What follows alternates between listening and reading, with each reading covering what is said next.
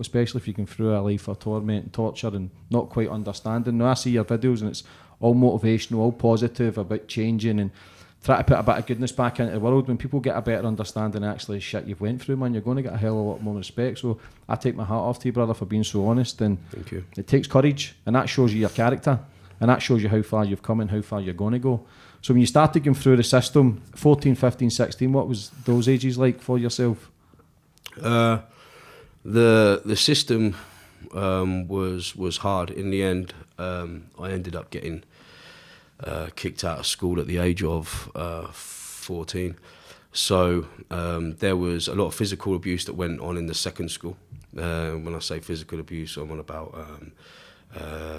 beatings, full-on beatings. I'm talking carers jumping in with some of the bigger kids, running in your room at fucking 11, 12 midnight with football boots and pillowcases, and hitting you.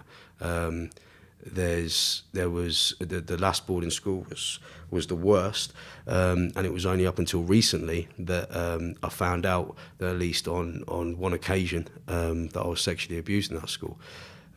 Now, when they contacted me, because they had a lot of other kids that were abused at school, I just told them about the physical abuse that I remembered. But that was probably the most traumatic fucking school. That was proper fucked up. That was carers. You used to have points, a point system at school, and if you didn't get a certain amount of points, then you wouldn't get a certain amount of privileges after school. So to get your points up, some of the carers would make me jump out of the first floor window repeatedly, and then go and do it again, and go and do it again, and go and do it again until you're crying because your leg hurts. But then you can't complain about it or do anything because you'll lose more points. One carer put my head in the school minivan. You know, and even the lawyer who deals with all of this child abuse, she even broke down and cried in front of me because she realised some of the things that I said in my statement. She said, "Oh my God, that was you." And I was like, "What do you mean?" And she said, all of these kids' statements were talking about a kid that was getting beaten, and that was you. And I was like, "Really?" And then I read their statements. Yeah, I remember that, Van. I remember this. I remember that. I got to the point I even drew a diagram and showed her where certain things happened within the school because they've knocked the school down now. And then I did a video for her because they couldn't identify one of the carers. One of them was called Mr. Johnson. Now this is some shit right here. First bodybuilder I ever laid eyes on. Imagine that. Big black guy, looked like Mr. T. Had a real fucking long fingernail. Couldn't identify him, couldn't find him. So I did a video saying about what he did. And I was talking to him on this video. And I mentioned in the video, the thing is, life's a bitch, because out of all of them kids that you were fucking abusing at that time, you had no idea that one of them kids was going to be this superstar in this thing that we call social media. It doesn't even fucking exist yet. And he ended up being a fan of mine, believe it or not. He was following you? Yeah. My name, when I was at school, was Aaron Watson. Of course, I'm Aaron Lambo on the internet. Mm-hmm. I've got a fucking tattoo on my face. I'm a bodybuilder. There's no way he was going to... Yeah, he ended up following me. No way. Yeah. So the guy who was abusing you was following you? Oh, it gets better than that. He tried suing me for the video. We got a court claim from his letters from his solicitor. But then that had a backlash on him because we found out who he was. And because of that video, 22 other kids managed to get convictions. Mm-hmm. So you're helping put a bit of closure at the kids' lives as well? Just through because they put us in a syndicate. Mm-hmm. So the way it worked was the last contact I had with the lawyer, she sat down with me, she said, "I've got to tell you something." And I said, "What's that?" And she said, "At least one occasion you were sexually abused." I said, "How can you say that?" I said, "I'm telling you, I don't remember any of that." She said, "You were on a nebulizer for your asthma, you were on inhalers for your asthma, you were on nasal spray for wetting the bed. We've got your records," because she was getting them, because they knocked the school down, getting them in parts. She said, "None of your medical records in the school were you ever prescribed tablets at night, and you said that this particular person used to come in and give you tablets along with your medication." I said, "Yeah." She said, "The other children that were sexually abused also say that they were given tablets before bed," which was the obvious. Since then, I've suffered with damage, right, to my insides. So at least once a year, twice a year, sometimes it goes on to a week, I suffer badly with heavy bleeding from my arse. And, for years, I went to the hospital thinking it was hemorrhoids, it was something. There is none. So there'll be a couple of times throughout the year I'll be saying to Natalie or Harry that, I need to go because it's a fucking mess. And then they got some records. There was some days where apparently I was disciplined because I was having...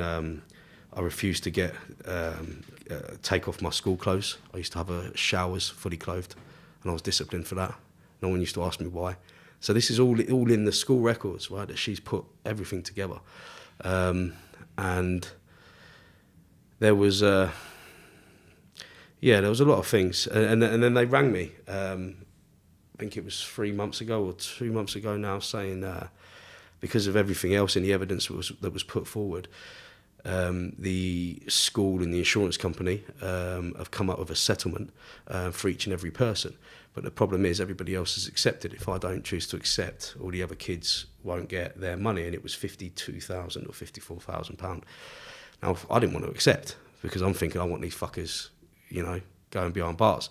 But the long and short of it is, it's in the civil court. There is no criminal convictions that are going to be put on any of these. But the insurances are going to pay them out. Cover up then? Yeah. And we could prolong this, but then there are other kids that are now adults, have families, that have never seen that amount of money in their lives. This is life-changing for them.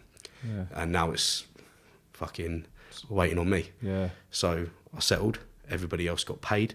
And these fuckers have got away with it. Yeah, that's the hard thing. But you can understand why you agreed as well for the people who's not got a pot to piss in. Some maybe... potentially. I know of one of them. One of them's literally eating himself. Yeah. Alive. He's that fucked up.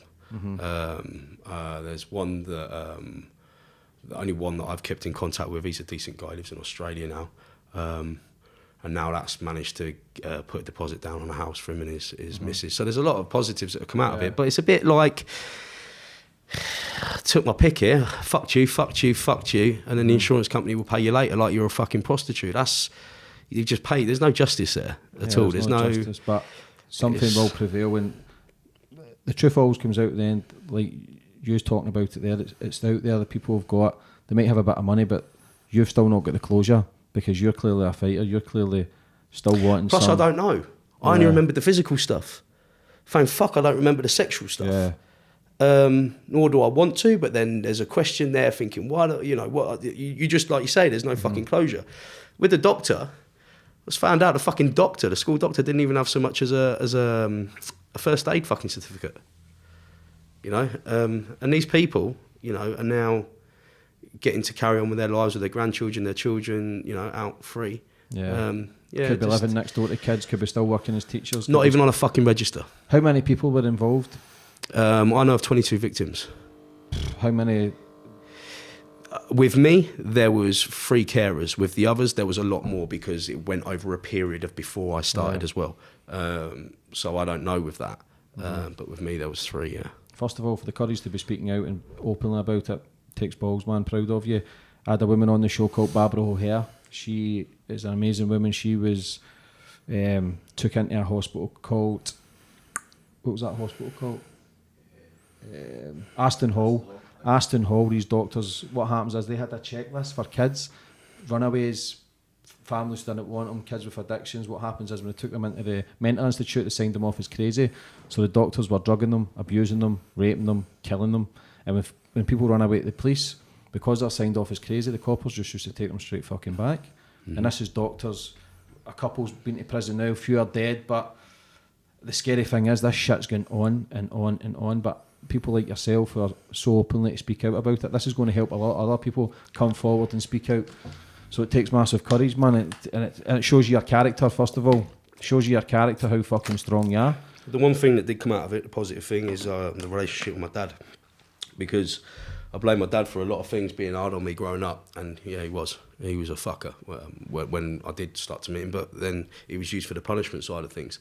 But then I found out at the end of the court case as well that my mum knew about a certain amount of element of abuse that was going on, and was taking me back.